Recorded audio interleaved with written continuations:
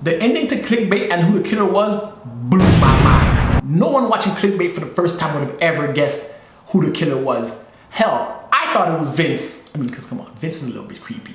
So I thought it was him. Hey guys, Shalon here. Welcome to the Bin Zone. On today's video, we're talking about the Netflix original series, Clickbait. Now, if you haven't seen it, go watch it now because from this moment forward, full spoilers ahead.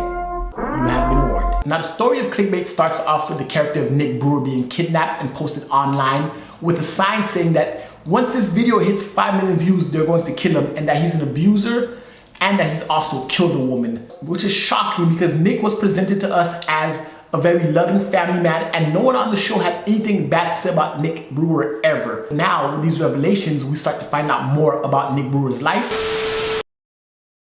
This show has a list of suspects as to who it could have been. Initially, we thought it was his sister Pia because the night before Nick went missing, they got in a big fight and the relationship seemed like it was severed. But as the show progressed, Pia became the most empathetic character and the one who cared the most about her brother. So she was ruled out to me pretty early because she loved him more than anything, and we got to follow her after she left Nick's house. She went home, relaxed, had a good time, and went to bed. It couldn't have been her, so she was ruled out pretty early, but then we start to find out some deeper secrets about the Brewer family. Sophie, Nick's loving wife, cheated on him. And now our next suspect came into the picture, Curtis Hamilton, the man who was having an affair with Nick's wife, and him and Nick actually got in a fist fight. So it could have been Curtis because he was in love with Nick's wife. He beat Nick up already and all signs pointed to him, but that would have been a little too obvious. The spurned lover, especially after his and Sophie's relationship ended 6 months ago. And then I actually thought it was Sophie because I started to think that maybe Nick was deranged because we start finding out as the show progresses, Nick is talking to various other women, different online personas, and he had so many different dating profiles, so many girlfriends. And with that being said, the Nick that was presented to us in the first few episodes, that was flipped upside down because we thought Nick was a wholesome family man who loved his wife and children more than anything. And the fact that he had a double life the entire time, cheating on his wife, blew all of our minds. Even the characters on the show. Granted, we come to find out that it was not true and Nick was actually such a great guy, and I kind of feel sad that he had to go through that. So then that leads us to our next group of suspects, which could have been any of the girls that was dating Nick and his various different dating profiles, because he was dating them, telling them he loved them, starting whole relationships with these people, and they were madly in love with this man. And when they come to find out that he's married and doesn't want any part of them, any one of them could have been the victim.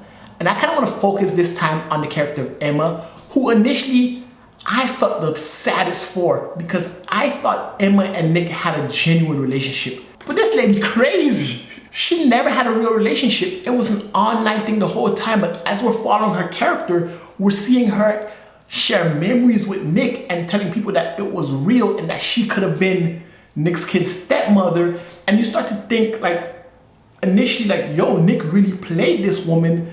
But when we peel back the layers, we come to find out that, yo, she's crazy. And all the people who started having relationships with Nick online, not saying they're crazy, but all of them were looking for something. And the catfishers who used Nick's pictures online were the ones who actually preyed on these women. So the title of Clickbait is actually super on the nose for this show. And the person that I thought did it, Vince, I thought Vince did this because he was in love with Pia and that was just his way of getting close to her. And like once Out 2005 started messaging Nick's son, I thought that was Vince doing his little tech shit to get Nick, because he created the app to find Nick and all the whole hoopla got him and Pia closer together. So I'm like, okay, it has to be Vince. But it wasn't Vince either. And the final suspect would have been Nick's friend Matt, because we come to find out that Matt is a predator who preys on underage women, and he was always with Nick when they went to LA, so they was kind of like buddy-buddy. So it could have been him, but it wasn't either. And to me, Simon was the perfect suspect. His sister killed herself over Nick Brewer's profile. He had motive. He actually kidnapped Nick Brewer and put him on the videos and put it out there. So he had all the motive. Everything pointed to him. But ultimately, it wasn't even him either. Even though he went through all the steps, he didn't kill him. On a side note, That got me thinking about all the people in jail right now who didn't commit a crime, but all the evidence pointed to them. Like, bruh. So all these people were valid suspects, and they all had motives, so all the dots were connecting to each other, and come to find out, none of them actually did it. And the craziest part of it all is the fact that the person or people behind Nick Brewer's death were only in 5 scenes in this entire series. 5 scenes. Talk about coming out of left field. Now, before we actually get to the ending, we have to talk about the themes of this show, because the show actually explores a lot of problems that we have as a society, from catfishing to clickbaiting to viral videos to social media to the actual media and news reporters. Don't even get me started on the news reporters. All these things played a factor in what caused this story to blow up and what caused Nick Brewer's murders to ultimately almost get away. Because if you think about the whole process of it all, identity theft is a big thing, and social media as well as our online presence plays a bigger factor into the role of who we are as individuals than our actual selves. Because Nick Brewer, by all accounts of all his friends, was the nicest, sweetest guy. He didn't really have a social presence, and he wasn't really adept at using computers and things of that nature. So when his identity was stolen and this whole persona was created about him, his character, his narrative of who he was to the outside world changed. Even the people around him began to see him in a different light and thought of him as such a terrible person because of the online presence, because of the messages, and because of what was going on around him. And then we move from social media to traditional media. And where do I even begin? This reporter, Ben Park.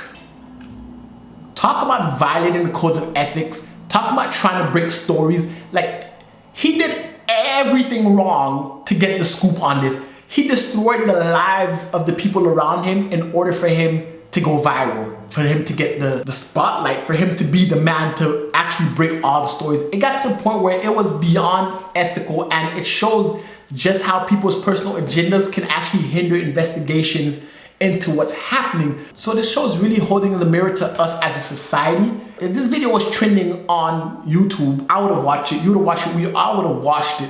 And come to think about it, if the video never hit 5 million views, Nick Brewer would not have died. But because we live in a viral social media era, we're all gonna click and we're all gonna watch. So ultimately the monsters here is social media and online presence, and that's why when we get to the ending of it, it shows, be careful what you do with your online presence. Be careful who you trust. Because Dawn was the last person on my mind, and Nick trusted her with everything, even secrets, and she took those secrets and used it against him, created this online profile because her life sucks, her life is miserable, so she wanted to live vicariously through Nick, start all these relationships, and really do some freaky creep shit. Like, ultimately, this is some creepy freak shit.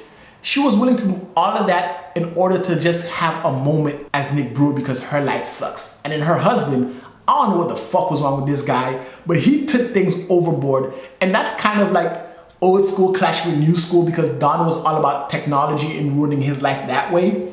But the husband was just like, man, I'm gonna smash him in the head, I'm gonna kill him, I'm gonna kidnap his son. And overall, even though you can gain great relationships online, we see that the son Ethan actually found a girlfriend via that way. You can connect online with online dating and social media and all that. It's also a dark place, so be very, very careful who you fuck with and who you trust, because ultimately that could bite you in the ass. And that ending, none of us would have gotten it. And ultimately, don't judge a book by its cover. Anyway guys, that's my thoughts on Clickbait. I'd love to hear your thoughts in the comment section below. If you like this video, give it a thumbs up, hit the subscribe button, and until next time, binge on.